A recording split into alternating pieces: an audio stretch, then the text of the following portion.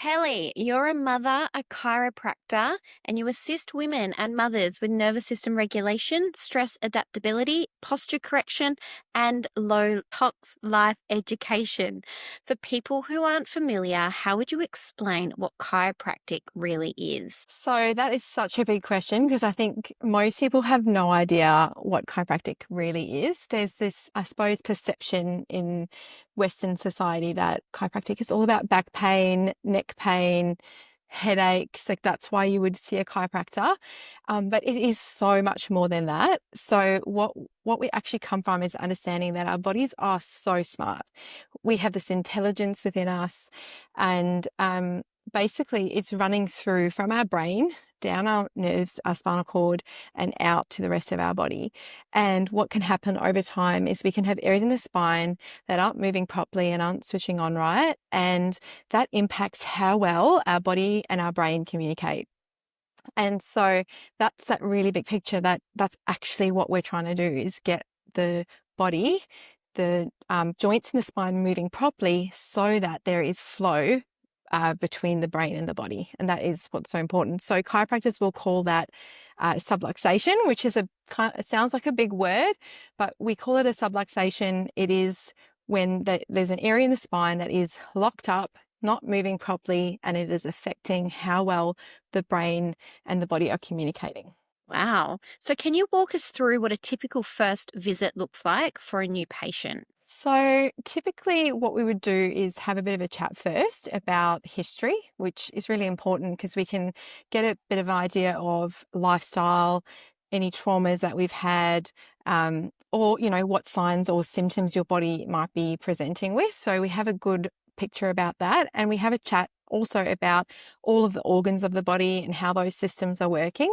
So from that history, we'll have a really good idea of what we need to do to have a feel of the spine. So then we generally get a person on the table, have a feel, see how the spine is moving, and then we have a look at how it's all functioning, which is really, really important. So how does the spine move? Like turning your head, moving your body, rotating from side to side. We can test the nerves. So we test how the muscles in the body are switching on, because those muscles are supplied by the nerves in our body. So if those muscles have a weakness, that can indicate that there's areas in the spine that aren't functioning right. We can check reflexes, we check balance, we check posture, we even check breathing. So we will have a look and see how well the chest is moving, and that gives us, again, a good idea about lung capacity, and so important for posture as well. So we run through that, and then if we need to get x-rays, then we will send somebody for x-rays before we do any adjustments, because we want to know what is actually happening in that spine and the best way to take care of it. Yeah, amazing. I remember my first appointment with you, which was when I first moved to Mandurah about 3 years ago, and we did that balance one, and you had to like march on the spot with your hands out straight, and then you open your eyes, and you're in like a completely different spot, and you're like, oh shit, this isn't good, is it? Yeah, and what's so amazing about that is then we're able to use that as a baseline as we move through care to track the positive changes. So you're no longer turning all the way this way, you're suddenly holding your body nice and straight. Or if you're able to balance with your eyes closed, or your breathing goes from 2 centimeters to 5 centimeters, like we're able to actually see that positive change and track that the nervous system is starting to come back online and work better. How does chiropractic care support overall wellness beyond just relieving back pain? So chiropractic is really dose dependent. So I would say it's really consistency and repetition that make the change for the dysfunction in the spine. So if we have areas in the spine that aren't functioning properly, that's going to affect the brain and the proprioception. So I went to a seminar the other week, and it was so amazing because we got to learn how even a simple knock on the head will impact how all the little muscles in your neck work. And so if you can imagine, our eyes, our ears, our neck muscles are all connected. So if we are turning our head, everything, it's like our whole primal system is geared towards knowing where our head is in space. So if we have areas in the spine like our neck that are not functioning properly, it's going to impact our brain function, our balance, where we are in space, but also it's going to decrease our body's adaptability to stress, which is another big thing that we can talk about. Yeah, I need to hear all about it because I feel like as a mum of two and just like a toddler and balancing like just my own world and my own how I show up in the world, it's really hard to navigate. Like, so are you saying that chiropractic adjustments will help with dealing with everyday stress as a mum? Yeah, absolutely. So when we have a look at stress, chiropractors will look at it from basically there's three kinds of stress. You've got your physical stress. So our, like, when I think of a mum, I think of breastfeeding, sitting bent over, carrying babies on one side, or even just birth itself can be a physical stress. And then we've got emotional stress. So suddenly our lives have been turned upside down. We're tired, and we're dealing with the navigating motherhood, all of the things that come with that. So there's a lot of emotional stress, which can put a lot of pressure through the shoulders. But for some people, it's the low back. It just depends. And then the other stress is chemical stress. And I know that you like to talk a lot about that, and I'm really passionate about that. So chemical stress is everything that we're putting into and onto our bodies. So if we're eating crappy food, it's going to create our body's ability to adapt to stress to be lower. So everything that we put onto our skin gets absorbed into our bloodstream, and that's going to impact our hormones and our liver and our kidneys and all these things. So when we're having a look at stress, we're actually looking at it from three areas, and you could be doing one area completely perfectly, like, oh yeah, I exercise and I do all the right things physically. But if you are stressed to the hilt and not sleeping, your body is still going to be super, super stressed. Or if you're not eating healthy or you're drinking alcohol every day, like all these things can add up to being a positive thing or to like actually making our body's resilience be lower to stress. And so chiropractic, basically, it's not about being perfect because we are all humans, but what we can do is get the body functioning better. So by getting the spine moving better and getting the nerve system switching on better, it makes the body's ability to adapt to stress a lot better. So a lot of people will say to me that they notice, even though the stress is coming in at them, like at work or something, they are not having the same physical response that they used to have before getting adjusted, which might have been like an anxiety attack or just like immediate headache or whatever it is, however stress manifests in their body. But they notice that they can kind of, it's like a bounce, it bounces off you, and your body is just much more resilient. And as a mom, that means we can handle that like touched out feeling a lot better or feeling really overwhelmed when we haven't had enough sleep. Our bodies cope just a lot better with the daily doses that we have to deal with as mums where we're not actually getting our full self-care.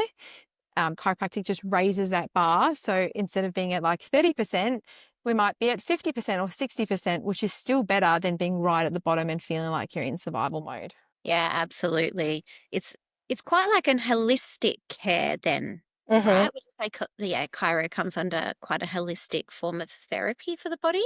Absolutely. Yeah. So when we have, like, we're always having a look at getting people moving more, looking at diet, making sure that we're taking out foods or even medications that are causing stress. We would look at emotional aspects of like a person's life and trying to give them tools to work on like how they can be better mentally. So it's a very holistic from that point of view. And you'll notice that many chiropractors are trying to get people off medications or prevent them from going on medications because we know that the body is self-healing, self-regenerating, and we want to support the body's healing processes as much as possible. So does the chiro, well, like you just said, support the body to heal itself, so less things going into the body is best? On a whole, yes. Yeah. But there are like, I mean, I won't go too much into the politics of chiropractic, but there are kind of two sides to chiropractic. You've got what you would call the more mechanistic chiropractors who are very much more sports pain injury.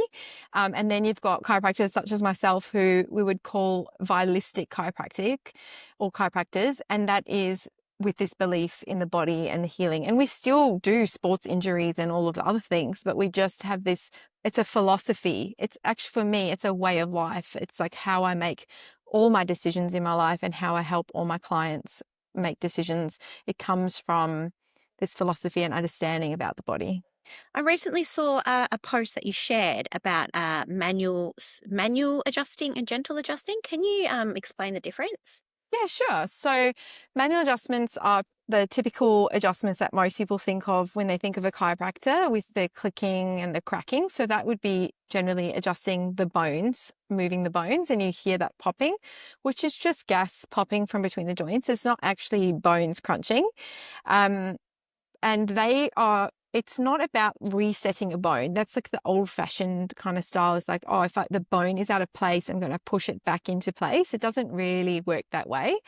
But it will be a dysfunctional area, and those adjustments are resetting that for the brain so that it can realize and communicate better. Now, gentle style can vary a lot because there are so many different techniques in chiropractic. So it could be energetic. So people are using energy work.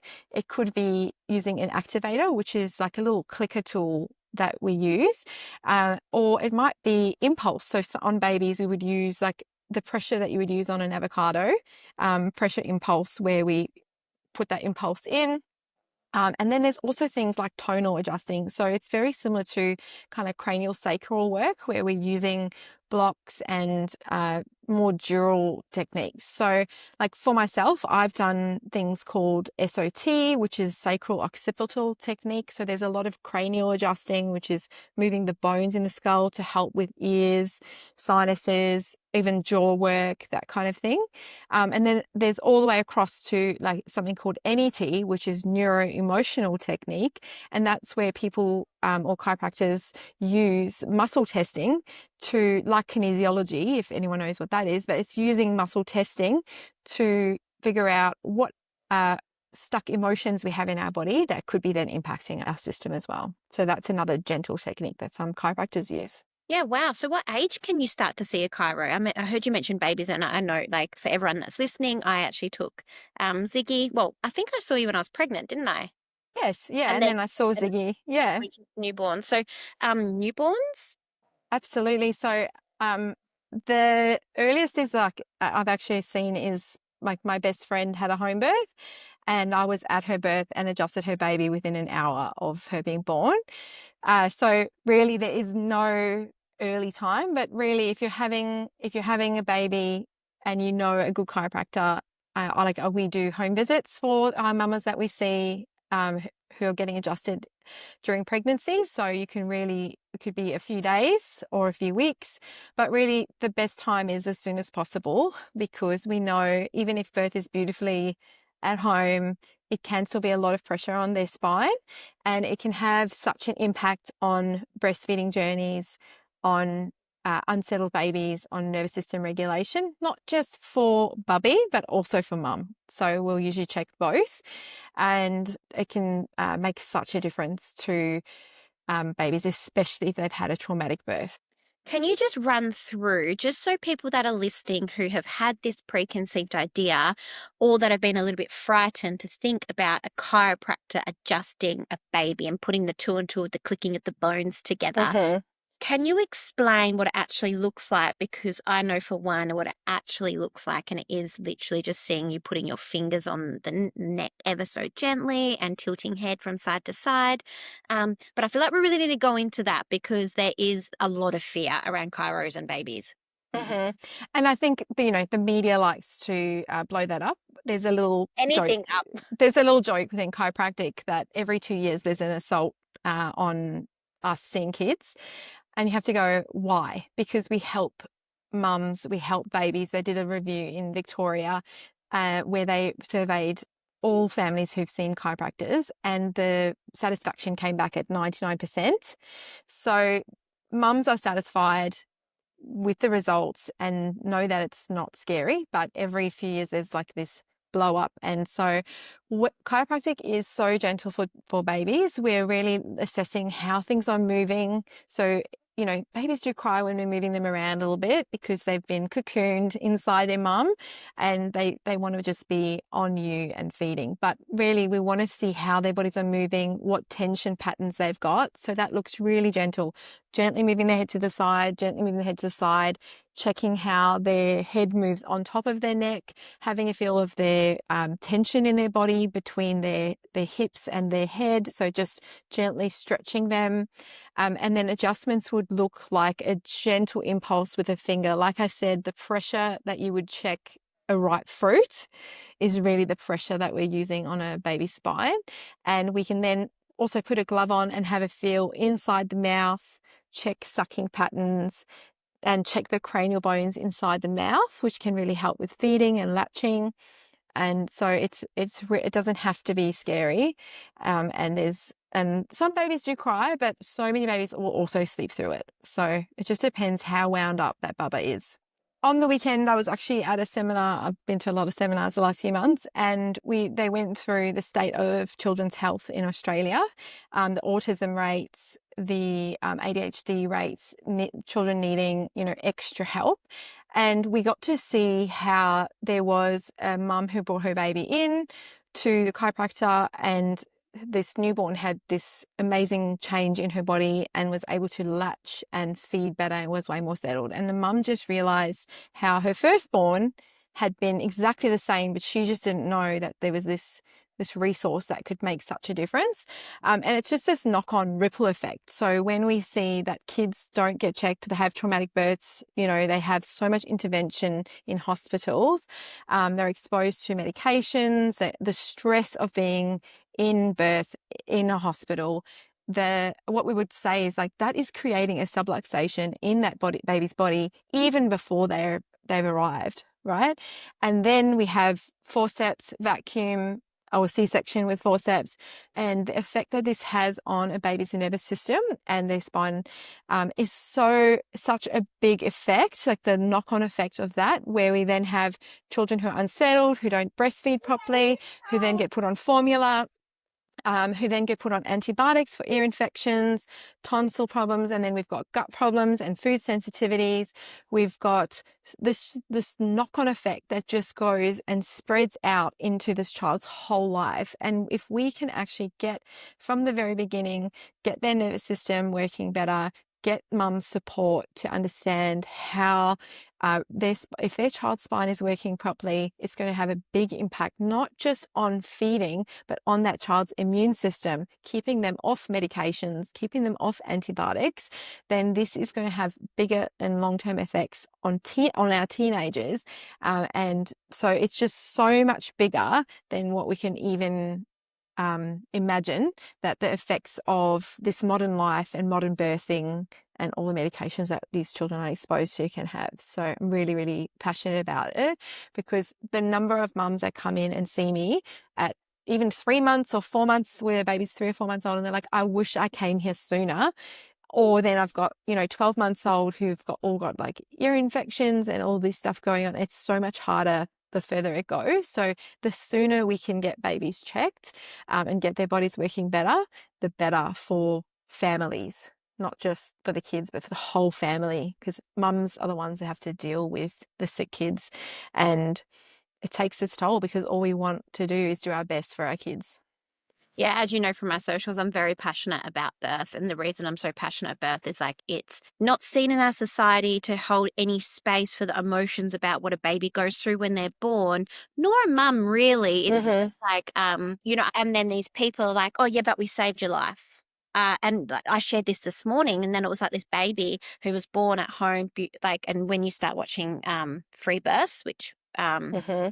or unassisted births, you see babies with cords around their necks. They take a while to cry or breathe. And because we've been so programmed in movies and society and people just with the Chinese whispers from people who've never seen birth in nature, natural, undisturbed, those people have created this such fear around birth. But yet now women and babies are then being traumatized, but then our society doesn't allow us to feel that emotion.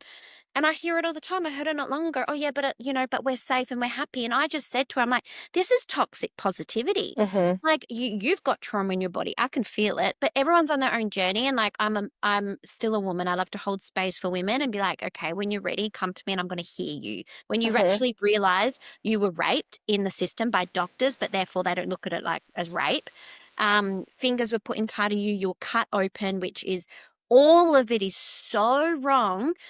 Oh, it fires me up. It really, really breaks me because like what you have just said, and this is basically what I believe with my whole heart, is that birth is our shapes us. And you just proved it. I've just been talking about this on social media over the last few weeks because there's all of us are experiencing, I guess, all of these issues, right? And we see it in our families, we see it in our friends, ADHD, autism, just the two names that I can think of at the top Mhm. of my head. And this Mhm. doesn't even go into cancers and all the other diseases.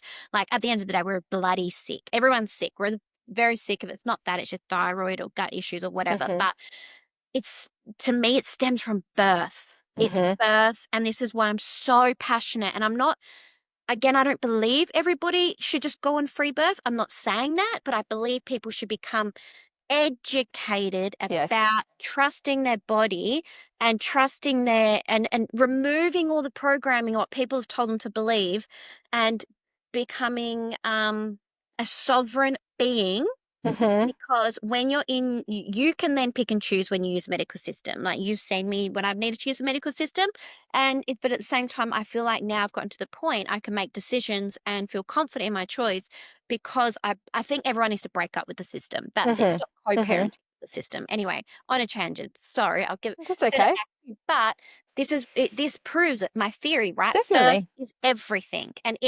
But what about drugs in birth? Like Yeah. what the how much do you reckon the percentage of people are born with opioids or Well, we any know, so we less? know as chiropractors, we know that any baby or mum that has had an epidural or morphine in birth, those drugs actually stay in our baby's system for 6 weeks. So everyone's like, oh, I've got this sleepy baby and they're so good. And then at 6 weeks, they come out of their drug-induced whatever we're going to call that, and they are unsettled and in pain because they have had this traumatic birth and they've been doped up for 6 weeks because their little liver and their little kidneys have to process that, right? And so we can see the effect that these drugs are having on, but it goes like into pregnancy and then the fear that gets put into mums and like taking away the power that their body is smart, that their body can do it. And it's like just micro pulling power away, like micro dosing,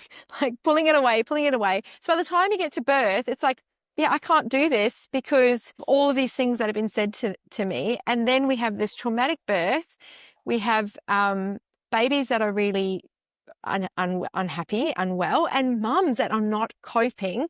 And then this just has this like domino effect on the feeding journey, on sleeping journeys, on all the decisions that they make as a mom because they feel that, you know, they don't know what to do because they don't even know their babies because they've been told that like the doctors know better.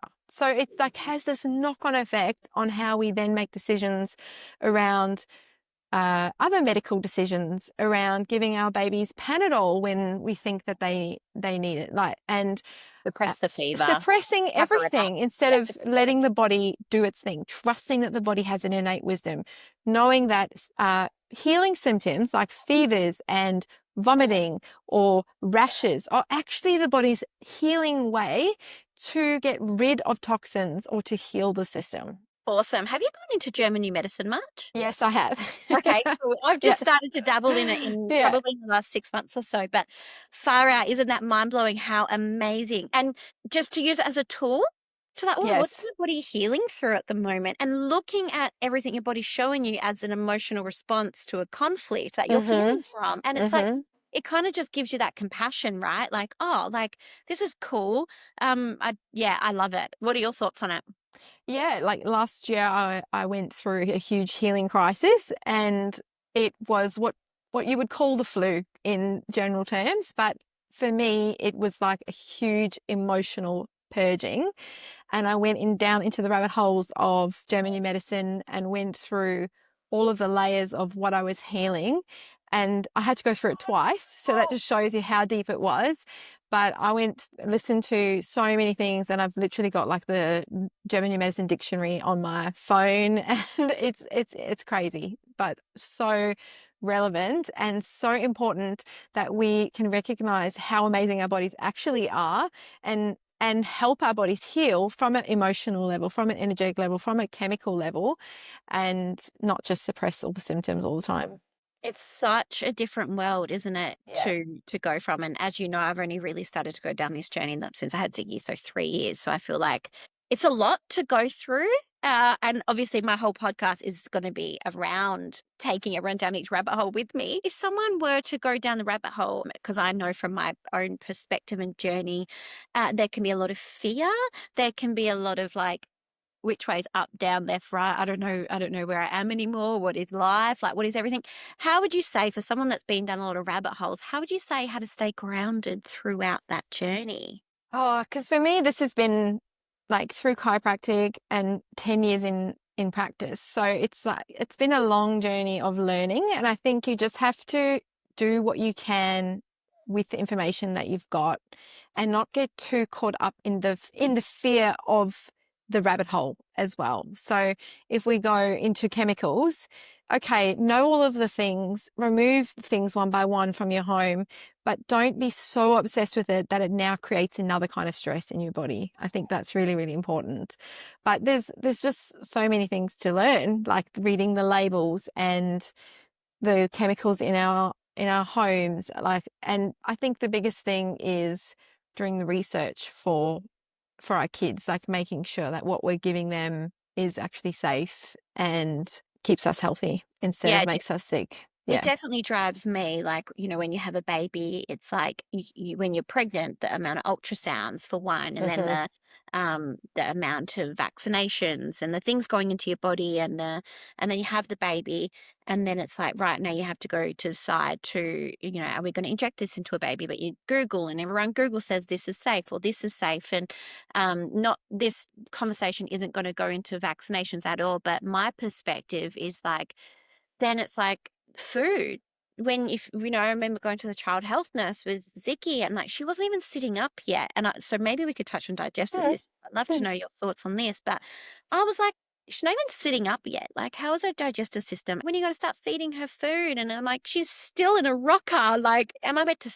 No, it doesn't feel right. And then the system is like, no, you start feeding them this rice cereal because it contains iron. And I'm like, yeah, but it's made in a lab. What the hell? Hmm. Like, this doesn't feel right. And so, what's your thoughts on when to start feeding babies? So what we know is that they do need to be sitting independently. So we want to see that they are able to sit and hold themselves up. That is really, really important, because that is a sign.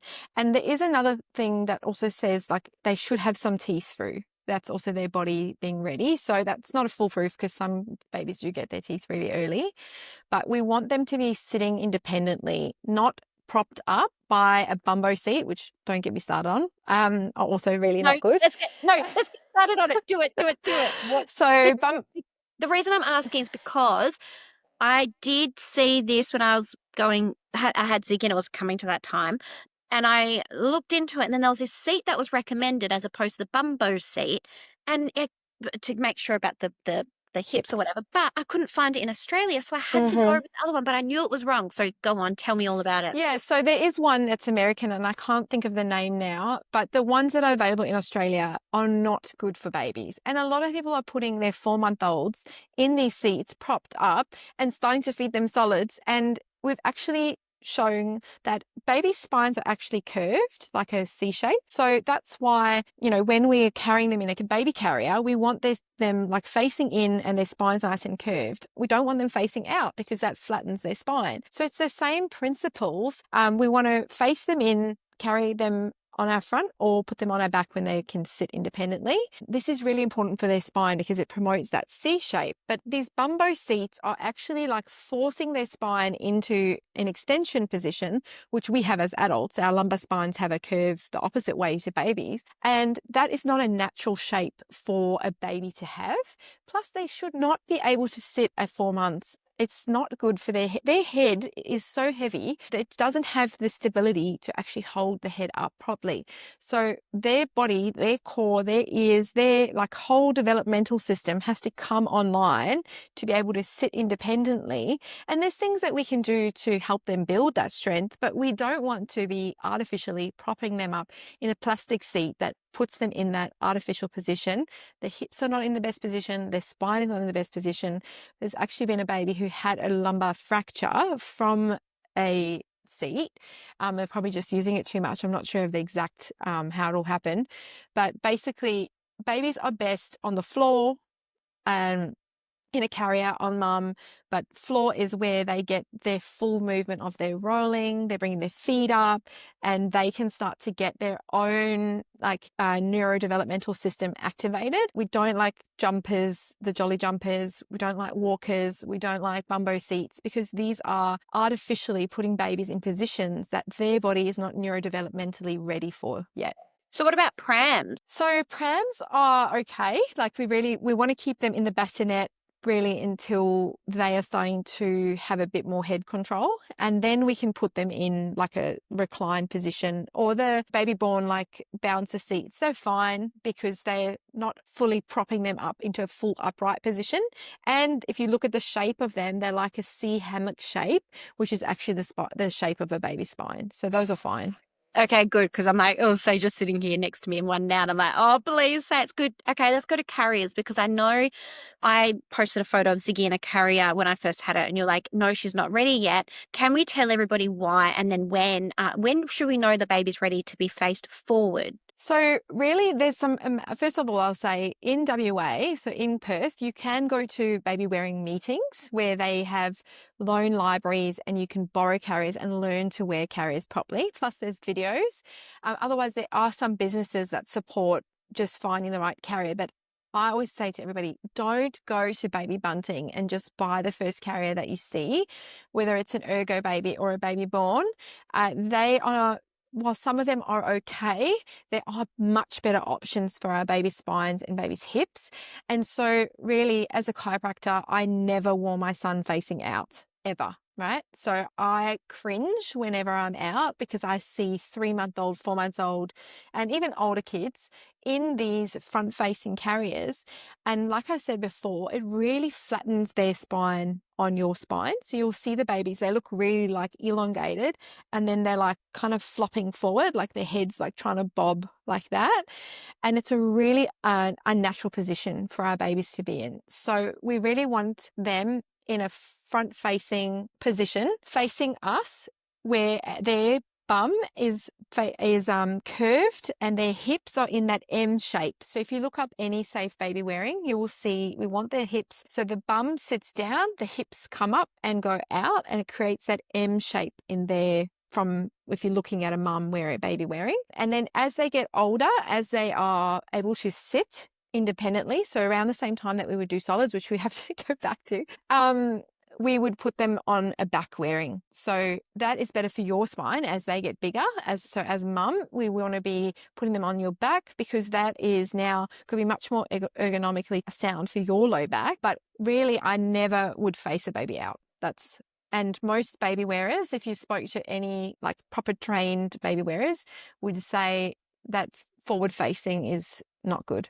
Okay, so where can anyone in Perth, where can anyone go to, or how can people join up to these baby wearing? Because I've found that I've gotten a little bit overwhelmed by the whole baby wearing thing, and I'm not doing it as much anymore because it's like not knowing if it's holding her right or correct, or if it's okay. Then my back's getting sore. She's like smeared into my chest, and it's like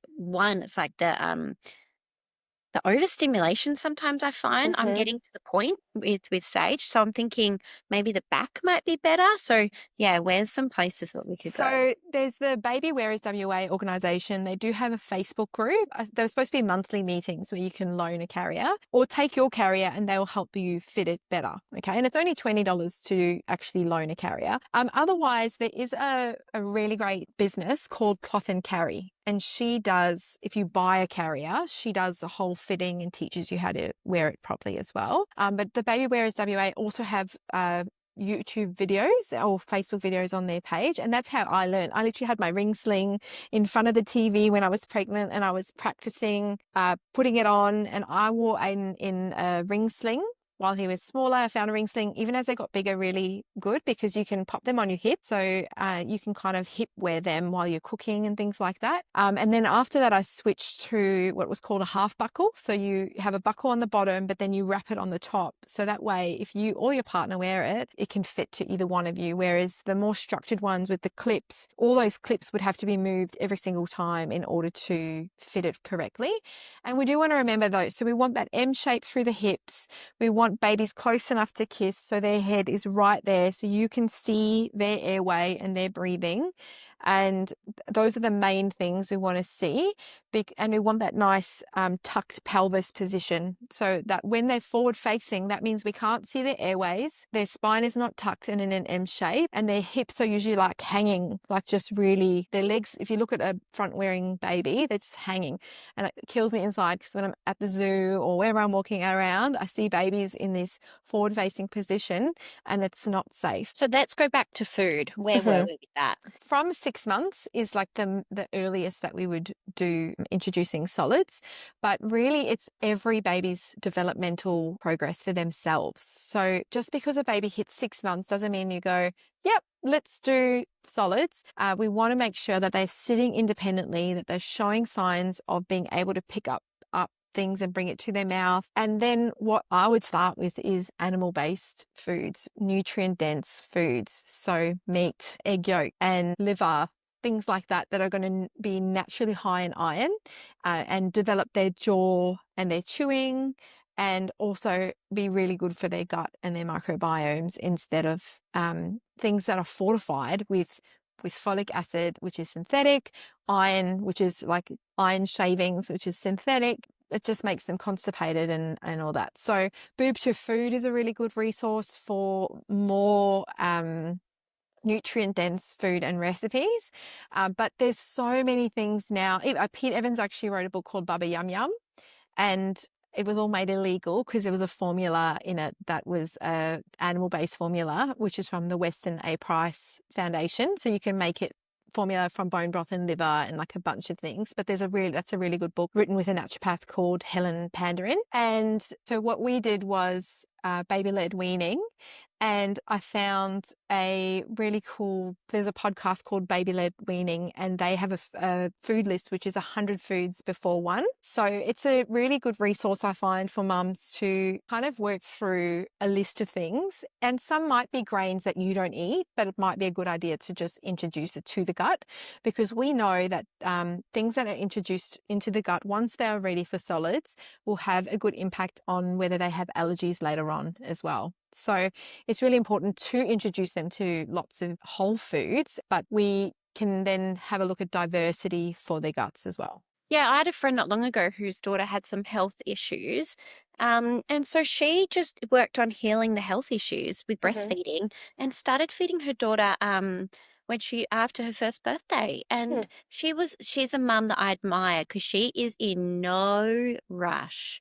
She knows, like, she's just like, no, we're on our own journey, we're slow. But I feel like society is in a rush. And I will put my hand up and say as well, like, even though I knew it wasn't time to start feeding Ziggy before she was sitting up, I also was so excited to start the food journey. And now I know, especially the second, because I feel like your first is really your guinea pig. Even though you think, and the first time, yeah, I'm doing everything perfectly. I know what I'm doing. Even the second time around, you're like, yeah, nah, like I'm going to do things so differently. There is no rush to have them sitting up and eating and just. And food is such a mission. Like once you start feeding them solids, it becomes a whole thing.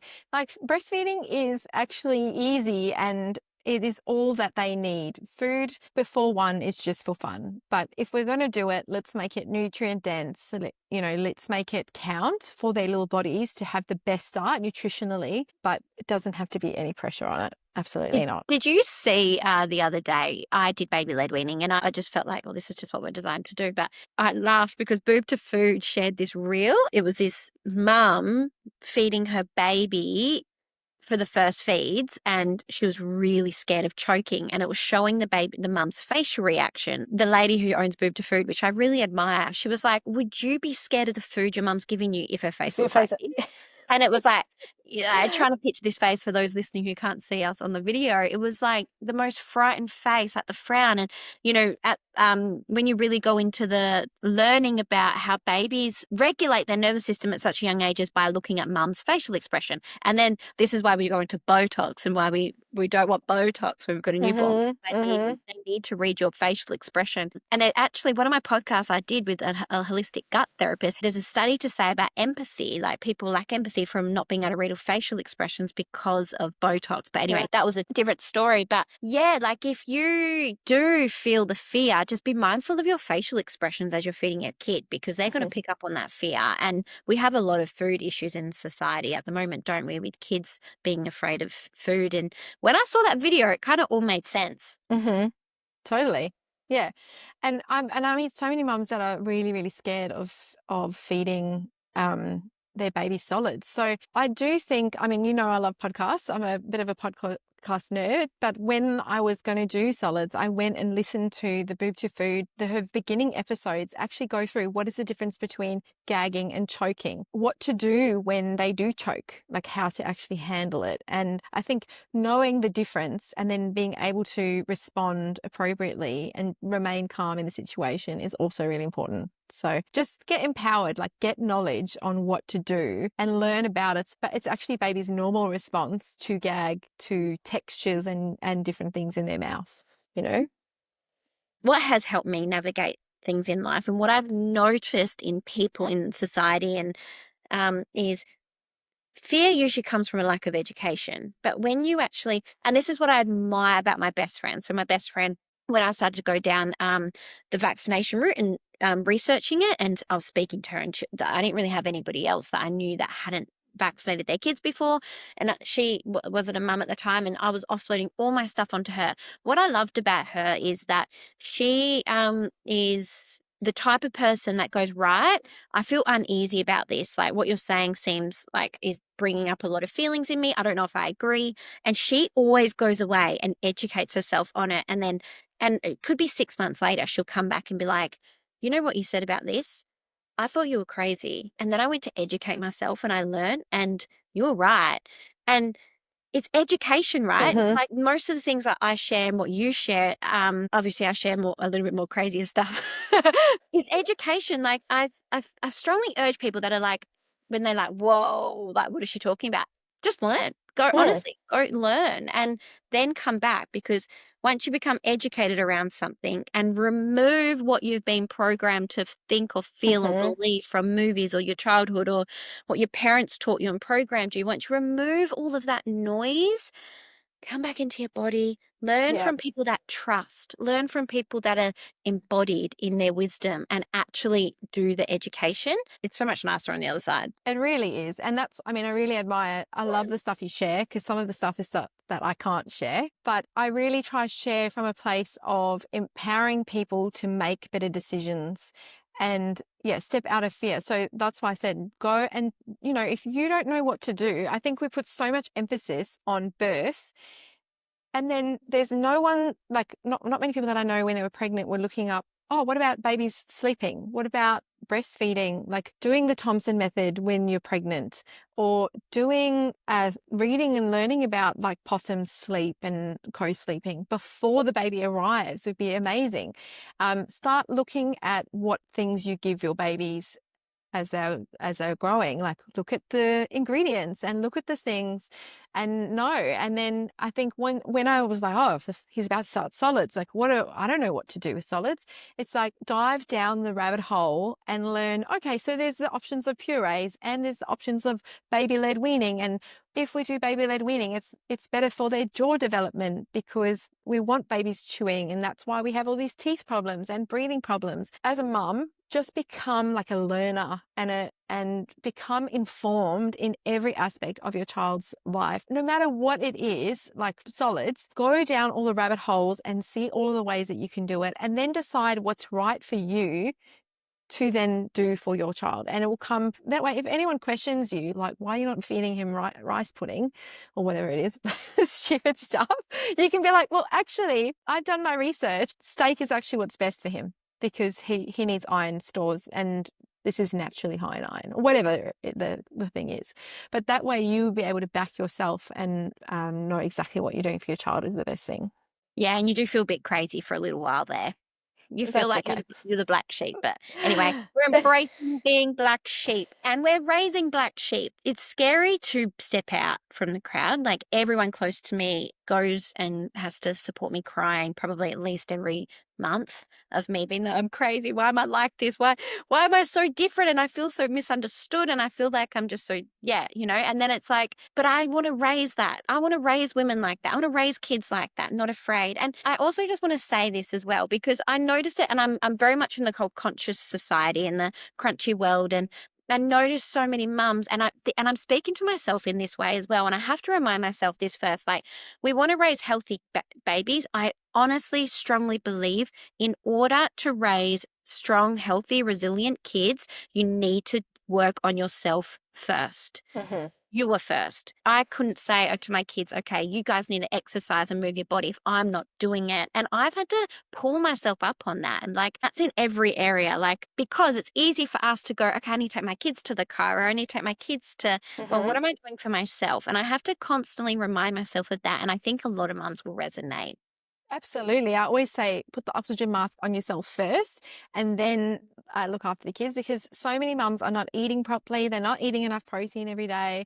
They're running around anxious, 3 coffees, and then they're wondering why they're dysregulated and their kids are dysregulated. So I think if we can make sure that we're eating a decent breakfast and looking after our body and going for a walk, even if it's with the kids, just making sure that we're doing those daily things every day for ourselves, it can make such a difference.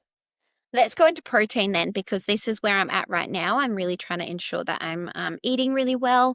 And I know you've recently gone down your health journey with eating. So do you want to go into that? Sure. So for me, I have always struggled with my weight and my hormones as well, even though despite doing what I thought was everything right. And after I had my son and breastfeeding, I just could not lose weight. Like I had 25 kilos on me from pregnancy and it just did not want to come off. And again, I just love to do research and go down all of the rabbit holes. And I started, one of my beautiful friends is an iridologist and she read my eyes, like they can tell you what's happening inside your body. And she got me onto circadian rhythms and started like changing my protein and things like that. And then, so I would wake up every day, go outside, get grounded, drink my water. That's like one good thing you can do as a mum before you even start your day. And I know that you've interviewed circadian kids. So I think that is one of the best things you can do is starting your day with morning light. And then within an hour of waking up, we want to eat a very protein filled breakfast and we want to be getting 25 to 30 grams of protein. So that's like the whole amount. So you might need to eat about 100 grams of mince or chicken in order to get that amount of 25 to 30 grams. And that's going to help set your body for the day. So you'll notice that you're much more regulated. You're not hungry and needing to snack all the time. Your blood sugar levels will be nice and stable, and you'll be able to get through the day a lot more stress-free if you're eating a good breakfast. So we want to be increasing our animal proteins, especially at breakfast. But at every single meal, I think women are just not eating enough. We've grown up in salad culture, and salad culture is a big salad with the sprinkling of protein on top. And I don't know about you, but I was perpetually hungry. I was hungry all the time. I was snacking on nuts, on like treats, if it was a paleo treat, because I was paleo for years, and so I was always snacking and always hungry. And now, in contrast to that, since I've been eating 25 to 30 grams as a minimum per meal, I no longer need a snack. I can eat breakfast and not eat lunch till 12, 1 o'clock. And it's not like a hangry. Before, you did not want to be around me if I got hungry because I was not a nice person. And now I'm like, oh yeah, I'm a little bit hungry. I should eat. I should eat soon. And I try and eat before like 3 or 4 o'clock. And I know this might not work for all mums, but for me, it's worked really well because then my digestive system has a break for sleeping. And I notice that I get a much better sleep if I'm not eating late in the evenings. And so, yeah, so I've started going down the animal-based path where I took out all the grains and I was doing like Paul Saladino style of eating where I was still having some fruit and some pumpkin and zucchini and some like prunes and things like that. But still mostly animal protein. That progressed. So I actually lost 15 kilos doing that. And then I was feeling a little bit stuck still, just feeling like I'd kind of plateaued. And I found Primal Bod, so Candy Fraser, and I did that. I started that in November and I lost 10 kilos doing that I lost that in like 3 months. And I'm like the lowest I've been in weight since like prior to having a baby, and I feel amazing. I feel energetic. I feel like myself again. And the biggest thing that people say to me is you're glowing. And I have the biggest tan. You can't see it on the camera, but like I haven't had a tan like this, but basically since I was in Europe for 8 weeks. And that is because I also do eat a lot of sardines. So I eat the sardines for the DHA, and it's really, really good for your skin, for your tan, no seed oils. And so, yeah, I eat protein, I eat fermented veg, I eat raw dairy and cheeses.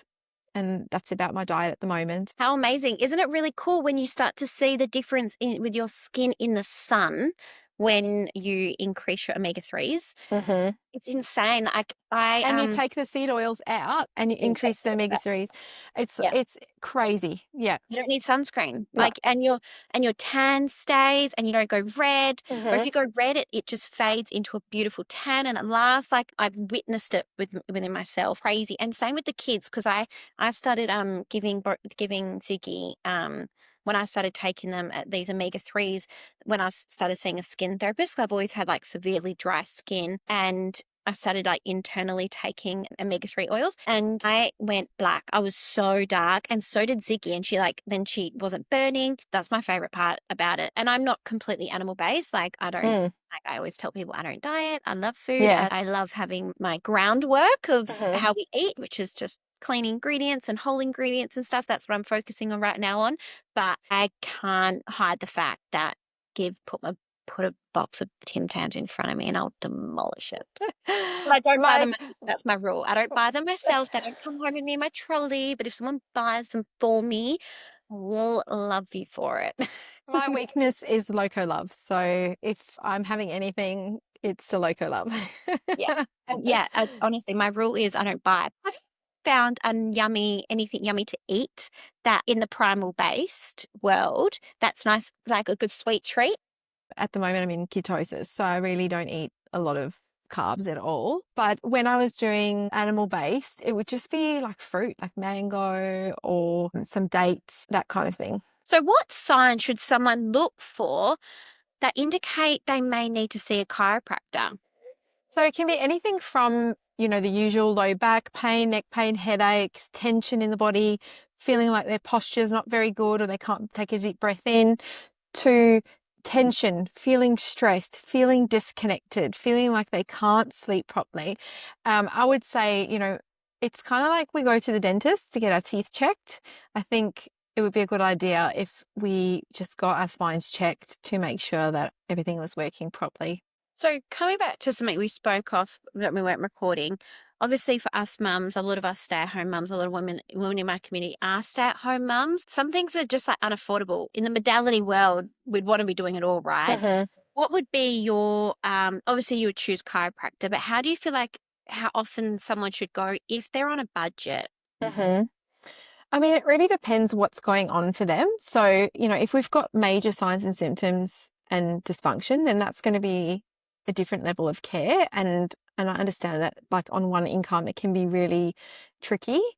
If somebody's got a lot of dysfunction, that might be 3 times a week level of care. But if or twice a week even, but if somebody is looking for more maintenance, that might be more fortnightly, 3 weeks, 4 weeks.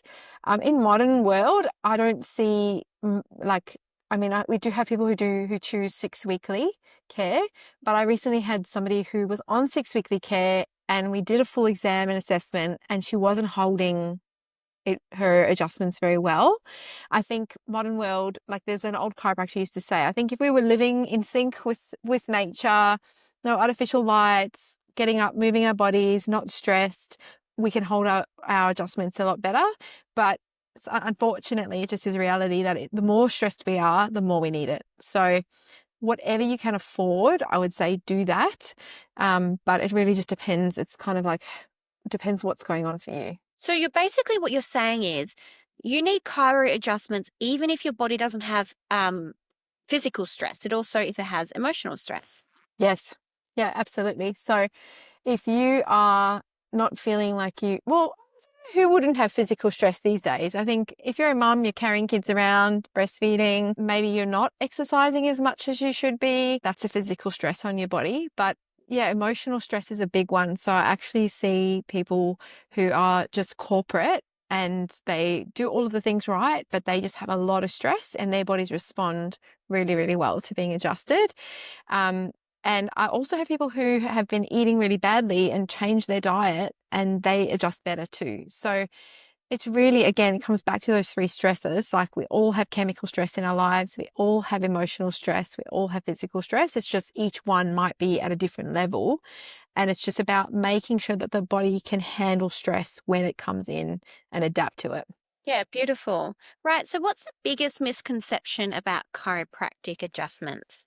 I think that the biggest misconception is that it's just for low back pain, or headaches and that kind of thing. And I think you can see from what we've discussed that it's so much more than that. And also, if you've tried it once and it didn't work for you, that's a big misconception too, because like I said, it is dose dependent and it might even be practitioner dependent. So finding the right chiropractor that's the right fit for you. If you don't like manual adjustments, you might need to find somebody that does things more gently, but it's finding the right practitioner. It's dose dependent and it's not just about low back pain. It's about nervous system health. Do you adjust your child? Yes. We get adjusted every week. So I adjust him at the moment, but I've also taken him to see other chiropractors from time to time just to make sure that everything's good. You've completed 2 years of quantum learning. Please describe to us what that means. I went down the road holes with Sarah Kleiner. I'm not sure if you follow her. She is a quantum health practitioner and she shares a lot of stuff about leptin sensitivity and resistance. And it's all about light environment. So it's all about getting that morning light, getting your grounding in, using blue light blockers, blocking the screens. Even though I've got these on, I haven't worn them. But we put our blue light blockers on from around sunset, and we have our red lights from the block blue light, and we do all of that. Quantum biology is all about our light environment and circadian rhythm health and our hormone health. So it makes such a difference to our stress levels and to our body's response to glucose and insulin and to stress as well. So it can make a big difference. So I've done a lot of I wouldn't say I've done a course on it, but I've done so much learning through Jack Cruz, through Sarah Kleiner, Carrie B Wellness, and Sarah Pugh. And those are I would say the leaders in quantum biology and learning about easy water. So it's all about how when we are grounded and getting sunlight, our body structures water in our body that actually makes us better, easier to hydrate. It's a bit complicated for me to explain, but easy water is really important for our body's cellular health and our mitochondria. And so it's basically this whole other rabbit hole of getting back to primal ways and connecting with the sun and blocking the artificial modern things that interrupt our body's natural processes. Have you looked into the structure of water and the frequency of water and how we talk to water? Yes. Yeah. Cool is that? It's So for anyone amazing. listening, basically they've done studies and they've proven that if you got two bowls of water, spoke to one bowl negatively and the other bowl positively, and you put those bowls in the freezer, they'll freeze differently. And under a Hmm. microscope, the one that you speak to positively are beautiful like snowflake structures, and the other one are quite like it's not as beautiful. It's not beautiful at all, kind of thing. Yes. Um, and so what they say, and leading back in that to motherhood, is something I learned is like, obviously this comes to when your kids are awake too, which is harder, but when they're asleep, whispering in their ear, like, you are perfect, you are Hmm. brave, like your body's beautiful. And um, it shows that obviously how much are made of water are we? It's like 70% or no, Yeah, yeah, something something like crazy. that. Yeah, I can't Yeah. remember the exact percent. Yeah. So speaking to that on a deeper level and how it can reframe your whole body's structure and Hmm. frequency, hearing that. Absolutely. And Yeah. we talk a lot about that kind of stuff. So I actually, a few weeks ago, did a 6-week wellness challenge. It was called Biohacking Challenge. Probably going to change the name because people associate biohacking with very like more masculine and a lot of techie things, but it really wasn't. For me, it was all the things that you can do for yourself to get back in touch with your biology. So we did the light environment, we did blue light, we did the importance of protein and syncing with our cycles for movement. And then mentally, how do we handle stress? What are the things that we can do every single day to help our bodies, like saying the affirmations and doing some gentle breath work and just that nervous system regulation to help with stress and to help with sleep. And then we also did low tox living. So a whole module just on your home, your clothes, um, literally everything. So it was a really amazing thing because I'm really passionate about just helping women, mums have better hormones, have better nervous system regulation, and yeah, just be happier and healthier within themselves. Awesome. I'll get those details off you and we'll put them in the show notes and then people can come find you and see when you're running the next one. I just want to go backwards a little bit because there was a Mm. question I did forget to ask you. In terms of food, can you just run me through a brief day of what you eat, focusing around the animal diet and getting enough protein intake?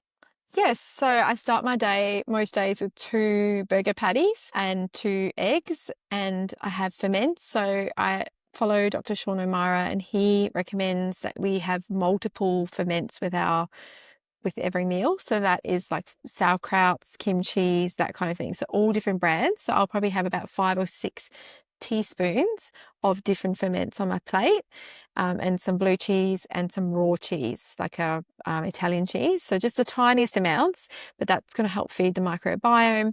And then generally I don't eat again until about 1, 2 o'clock if I'm eating that day, and I'll have again ferments. I'll have wild caught salmon or sardines, or have some chicken. And I order all pasture raised chicken, so it's all good quality, or grass fed beef.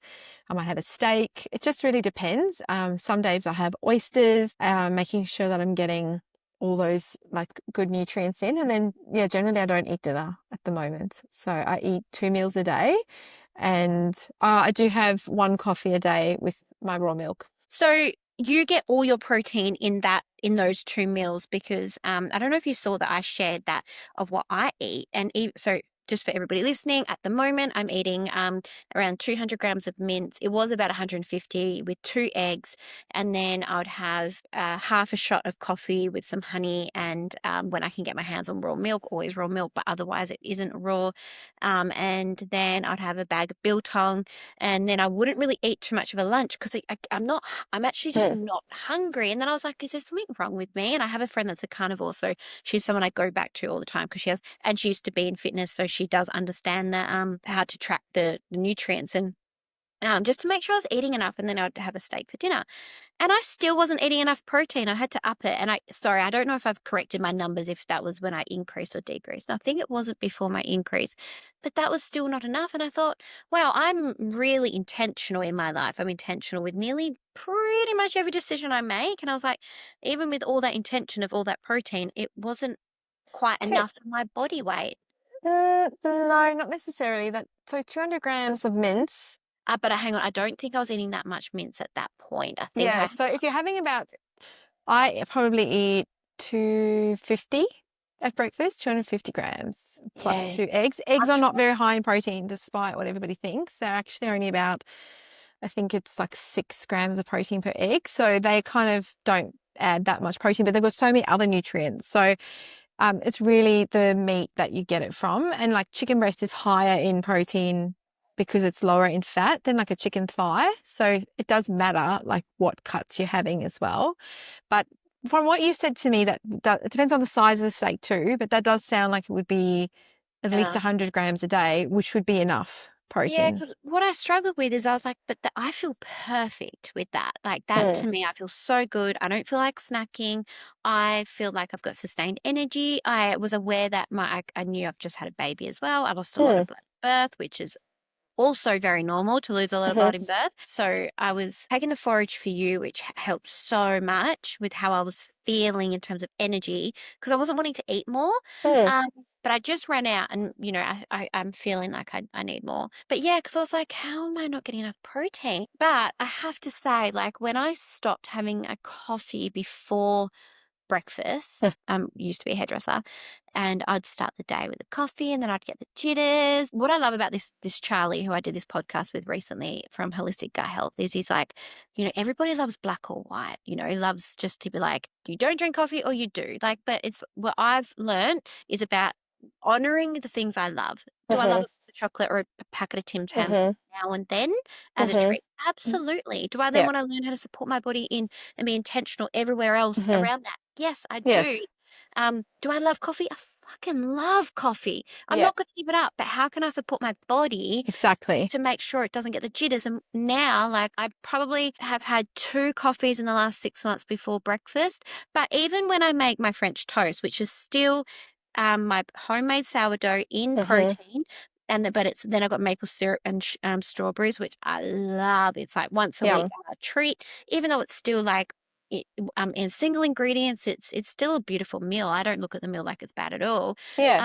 When I have the coffee after, I can still feel my spike in cortisol. I can feel like I'm more jittery, and I feel like I'm more snappy and less patient. Could I be the can sugar as well. Like, because sugar. I think that if we start our day with like a just protein and have the sugar a bit later, so if we're going to have more carbs, especially like or maple syrup, I'd have it a bit later in the day. And I would say definitely coffee after breakfast, but protein as the priority, like a savory breakfast, that is probably going to be the most um, stable thing you can do for your blood sugar levels and for your like any anxious or stress as well. So how do you feel when you see kids being served cereal for breakfast? I start twitching. Yeah. So my son has burger patty on homemade gluten-free bread for breakfast, or he has avo on toast with some eggs, like that kind of thing. So we don't do cereal. Yeah, my kids haven't had cereal yet. Well, Z hasn't had even been. I haven't even given her cereal yet. But at the end of the day, I still am like, I'm not going to be anti, and I'm also trying to heal like a mindset Mm, around food. mm-hmm. And I touch on this on another podcast I did because I think our fear around food and this is bad and this is good and this is good and this is bad, Yes, and it's going to change every 10 years, right? I'm sure totally. what I'm thinking is good and bad is going to be different in 10 years. And I kind of want to honor that. And I'm at the Mm-hmm. point now where I'm like, she might have cereal when she goes to a friend's house one day, and I'm going Yeah. to be absolutely fine with that. So I feel like I just want to also send a lot of compassion to moms listening to this who they feed their kids cereal because it's like I we live in a high judgmental space, and I'm aware that it can come across really judgmental is what I'm saying. But Mm-hmm. so like I think it's also awareness, like, and even heavy metals, like they've proven about the amount of lead and heavy metals that are Mm-hmm. found in a lot of store-bought cereals and stuff, which is Yeah. a whole another topic. So if you're going to make it, we do make a homemade, like coconut based one, like at home. I don't eat it, but like my dad makes one with organic coconut. He roasts it, like he puts it in a pan with some coconut oil and mixes the nuts in or the seeds in. You could make like a really nice homemade paleo style one. Or if you did want to put some organic oats or something like that. And my mum used to make it in the oven and make like a homemade muesli, and it was really, really delicious. So I think again, you can do it. You just do it in like the best way possible. Yeah, actually, I just shared a reel not long ago of my homemade granola. It's so good, and it doesn't Mm, take long to mix up. The only biggest thing about it is you just have to have the intention of like when you go to the shops of stocking up on all the yes. ingredients so it's sitting in your cupboard. And Gilbert's like have a full organic section of like all nuts and Mm, seeds and stuff. And I just stocked up one day. It was an expensive shop, I will add, but I've been able to make granola for our acai bowls and stuff. on the spot. And when people come over, it's so nice to whip it up. And everybody loves that feeling of the love that you pour into food. Hey, like that Hmm. homemade love. It's just a whole nother level. And as you can see Yes. from my socials, I'm in love with this era because I've never been raised around like homemade food and Hmm. putting your love into the food that you're creating, that you're making, and the ingredients and everything. And Yeah. it's a source of giving love. Hmm. I just love it. Absolutely. I love it. How do you manage being a business owner and being a mum?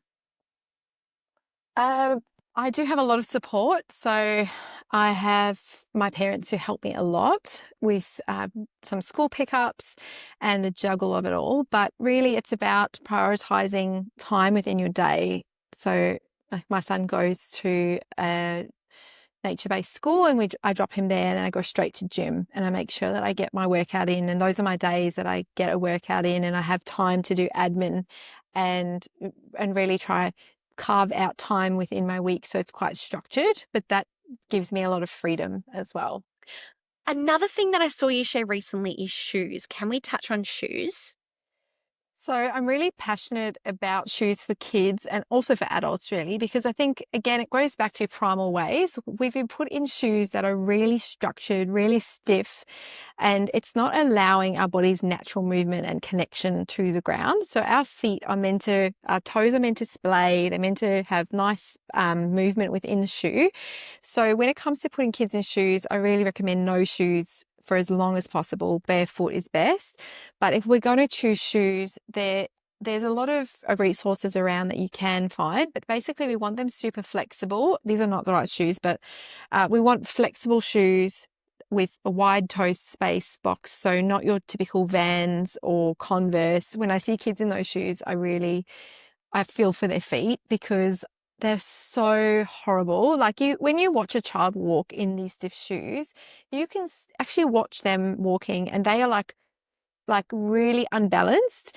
Whereas if they're barefoot or wearing a shoe that's really flexible, you can see the difference in how that child is walking because they're getting the proprioception from the ground. Their feet are able to be stable and their toes are splayed out and balancing their body a lot better. So finding shoes, you can find shoes in the supermarkets that are better. You just got to pick them up. And if they bend and if they're like a bit wider, then that's going to be better. But there are some brands that are better. So Bobucks is a good brand. And then as the kids get bigger, I recommend Vivo Barefoot. And that they're just a really sturdy brand. So if you were to buy them for Ziggy, you'd be able to wash them, keep them, and hand them down to Sage. They will last a lot better than I found the Bobucks last because the Bobucks are leather. They get really scuffed up on scooters and bikes and stuff. I've obviously got a boy, so they are just really. You want a really good quality shoe because the shoes that we put our kids in can make a huge impact on their feet later on. Like, why do so many adults need orthotics and other things? You know, I had orthotics postpartum and I've managed to rehab my feet and I wear barefoot shoes as much as possible. I train in my Vivo barefoots and yeah, makes such a big difference to your body's overall biomechanics and how you actually are on the ground. You're connected to the earth. I'm really glad that we touched on this because I have seen it. I saw it a little while ago and it was like on my list of things to get for Ziggy when she started to get to that age. And I have found, and I know a lot of people resonate, when there's an overwhelming amount of choices, you kind of like just kind of put it to the side and Mm-hmm. put it to the bottom of your priority list because it's a bit overwhelming. And I have done that. So I'll definitely have to get those details from you and we'll put it in the show notes as well. Because yeah. Soul Mechanics is the one company. So they do adults and kids, and they do school shoes too for kids. So that's really cool. And they have toddler shoes, like sneakers that are really good. So I have a discount code for them. And then there's other companies like Barefoot Shoes Australia. There's one called Be Primal now that's popped up. So it's becoming a movement. I'm probably just getting the ads from the algorithms, but you can get kids' shoes from these more primal based websites. They are often imported, but they are really good quality and they last. Like they would have good resale as well if you were to sell them. Okay, awesome. Because I did just buy Ziggy a pair of Vans yesterday.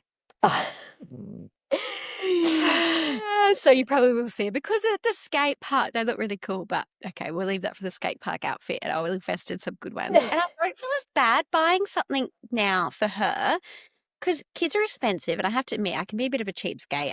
I like secondhand stuff and I like, yeah, just whatever off Yeah. marketplace as much as possible. So if I, yeah, invest in them, once you have a second kid, you don't feel as guilty because then I can give them to Sage and not And feel they as do have girls ones now. Sometimes the colours can be a bit limited, but they brought out like pink rainbowy ones or like leathery ones. I'd get the ones that aren't leather though, because I think I whack them in the washing machine every week and they come out really well. So I'll share the link for that. Yeah. awesome. Okay, you have to hold me accountable. You have to make sure I get them. The other thing that I saw on Instagram was that you recently went to SAS movement. Tell me about Yes. that. So I've been on like a huge journey over the last few years. Like I did some feminine embodiment coaching last year, which was really amazing. But just recently I wanted to get into a little bit of dancing and just really getting back in touch with that sass, that sexiness, that like I'm not just a mum. And so I'm having a few one-to-ones with Ash, and then I'm going to do her 6-week course.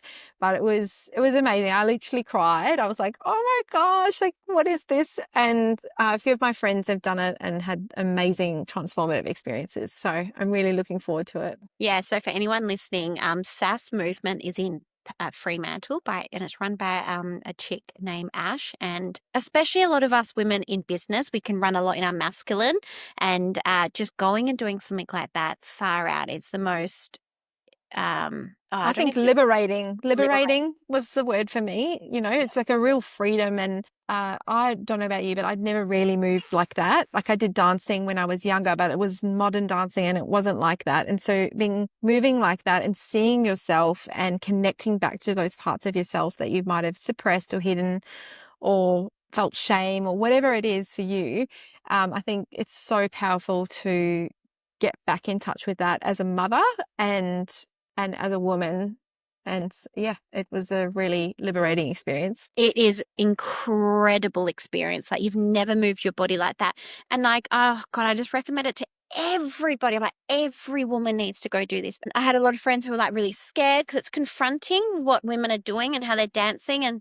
But everyone's there so for themselves. Like everybody is just looking at themselves. Everybody is, and there's women of all shapes and sizes, and it's yeah, and the way Ash holds that space for women is just, she just does it so well. But anyway, it's coming to that time where we need to wrap it up. So how can people find you, Kelly? So first and foremost, I am at Flourish Chiro in Applecross. I'm the owner and the only chiropractor here, this beautiful space. And I have an Instagram, Dr. Kelly Costa, where I share a lot of similar things to you. And I share a lot of health info, my journey, my personal journey. If anyone wants to know more about Primal Bod or shoes or anything that we've discussed here, like feel free to shoot me a message and I'm happy to help like guide you in the right direction. Thanks for coming on. Thanks for having me.